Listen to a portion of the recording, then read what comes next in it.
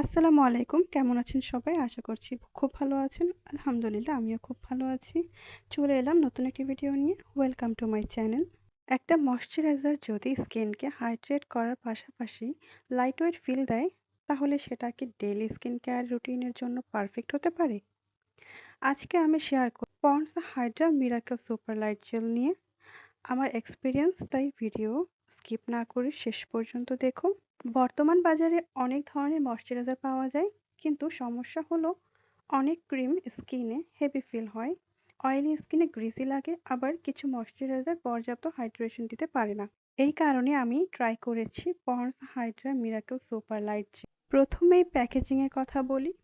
এটা একটি ব্লু কালারের কিউট বক্সে থাকে, দেখতে বেশ সিম্পল এবং অ্যাট্রাকটিভ। এটা ক্যারি করতেও খুব সুবিধা হয়। এটা ৩টা সাইজের পাওয়া যায়, বড়, মিডিয়াম এবং ছোট, এবং অ্যাফোর্ডেবলও।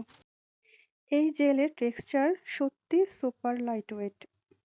ক্রিমের মতো হেভি না, আবার পানির মতো এত পাতলাও না।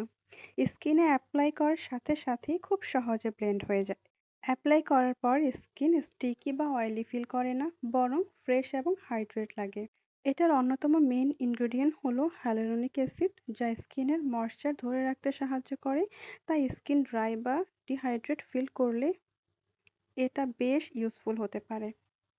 প্রথম যখন আমি এটা ইউজ করেছিলাম, আমি কয়েকদিন ব্যবহার করার পর নোটিস করেছি, সেটা হলো স্কিন আগের তুলনায় অনেক বেশি সফট ফিল হয়েছে এবং ডালনেস কিছুটা কম মনে হয়েছে। বিশেষ করে দিনের বেলায় মেকআপের আগে ব্যবহার করলে স্কিন স্মুথ ফিল হয়। যাদের অয়েলি স্কিন বা কম্বিনেশন স্কিন, তাদের জন্য এটা বেশ ভালো অপশন হতে পারে, কারণ এটা খুব দ্রুত অ্যাবসর্ব হয়ে যায় এবং হেভি ফিল হয় না। সব কিছু বিবেচনা করলে বাজেটের মধ্যে ডেইলি ইউজের জন্য এটা একটা ভালো ময়শ্চারাইজার বলে আমার মনে হয়েছে।